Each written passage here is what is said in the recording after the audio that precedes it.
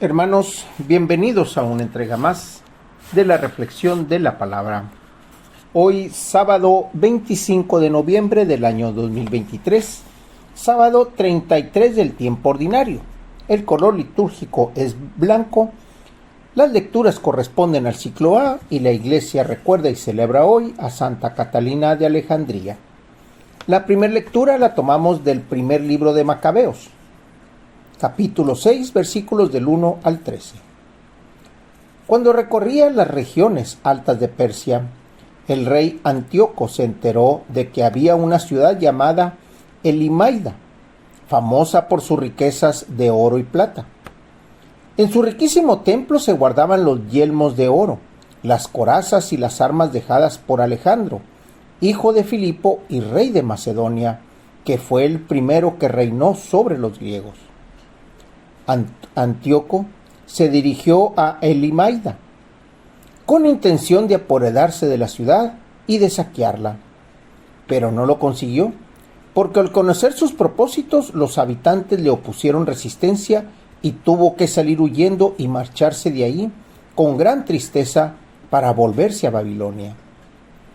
Todavía se hallaba en Persia cuando llegó un mensajero que le anunció la derrota de las tropas enviadas a la tierra de Judá. Lisias, que había ido al frente de un poderoso ejército, había sido derrotado por los judíos. Estos se habían fortalecido con las armas, las tropas y el botín capturado al enemigo. Además, habían destruido el altar pagano levantado sobre el altar de Jerusalén. Habían vuelto a construir una muralla alta en torno al santuario y a la ciudad de Bet-Sur. Ante tales noticias, el rey se impresionó y se quedó consternado a tal grado que cayó en cama, enfermo de tristeza por no haber salido las cosas como él había querido. Permaneció allí muchos días, cada vez más triste y pensando que se iba a morir. Entonces mandó llamar a todos sus amigos y les dijo: «El sueño ha huido de mis ojos, y me siento abrumado de preocupación y me pregunto, ¿por qué estoy tan afligido ahora y tan agobiado por tristeza, si me sentía tan feliz y amado cuando era poderoso? Pero ahora me doy cuenta del daño que hice en Jerusalén, cuando me llevé los objetos de oro y plata que en ella había y mandé exterminar sin motivo a los habitantes de Judea. Reconozco que por esta causa me ha sobrevenido esta desgracia y que muero en tierra extraña, llena de tristeza». Esta última frase que dice el rey Antíoco, de reconocer que es él el del problema, y no tanto él, sino la forma en cómo actuó en Jerusalén, en el templo de Dios, en el pueblo elegido de Dios, y la forma en cómo trabajó para allá, se da cuenta que es castigo de Dios. Esa es la reflexión que está haciendo. Si antes que era todopoderoso me sentía bien, hoy que ha sido derrotado y de esta manera tan burda, tan sencilla, donde los habitantes han roto con el gran ejército que les envié y en donde en esta otra ciudad no me dejaron entrar. Eso significa que hay una fuerza más grande que la mía y que la de mi ejército, que está impidiendo que tome las ciudades y que está impidiendo que reconcilie el sueño y reconcilie la paz. Se puede decir que Dios le está mandando una llamada de atención, o se puede decir que Dios lo está castigando porque Él ha castigado a su pueblo, el pueblo que se mantuvo firme, el pueblo que se mantuvo así como Matatías, firme en la ley, firme en la promesa y sobre todo firme en ser el pueblo de Dios.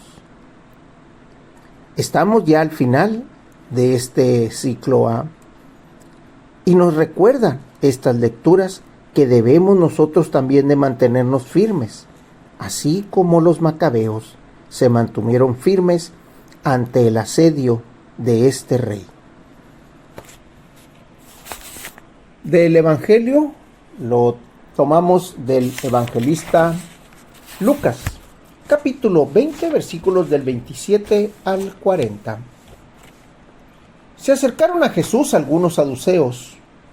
Como los saduceos niegan la resurrección de los muertos, le preguntaron: Maestro, Moisés nos dejó escrito que si alguno tiene un hermano casado que muere sin haber tenido hijos, se casa con la viuda para dar descendencia a su hermano.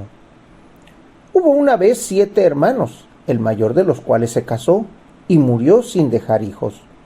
El segundo, el tercero y los demás, hasta el séptimo, tomaron por esposa a la viuda, y todos murieron sin dejar sucesión. Por fin murió también la viuda.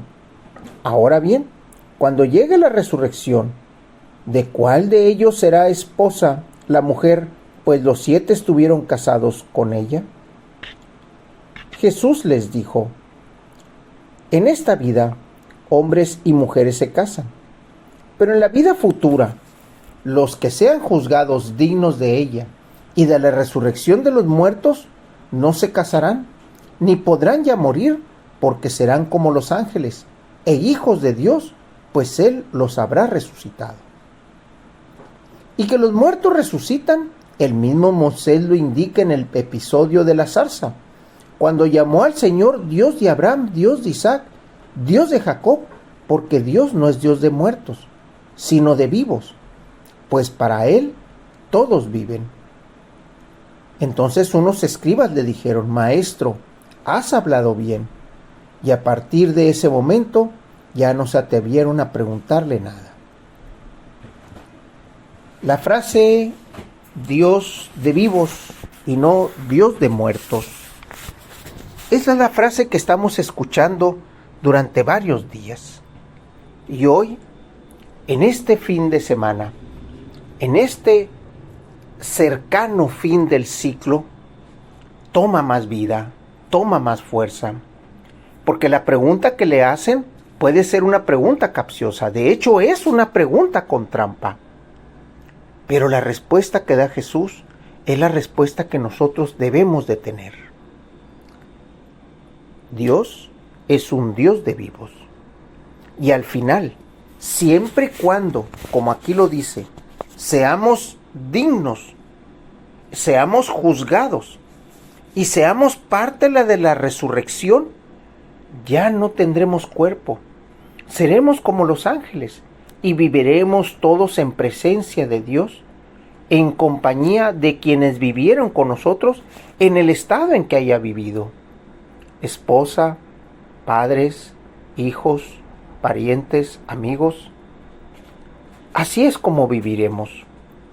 El mismo Jesús lo está diciendo. Por eso hay que mantenernos siempre firmes. Hay que mantenernos como la historia que acabamos de leer de los macabeos, firmes hasta el final, firmes en la ley, y en este caso firmes en el Evangelio, que es palabra de Dios expresada por el Hijo. Hermanos, Dios los bendiga.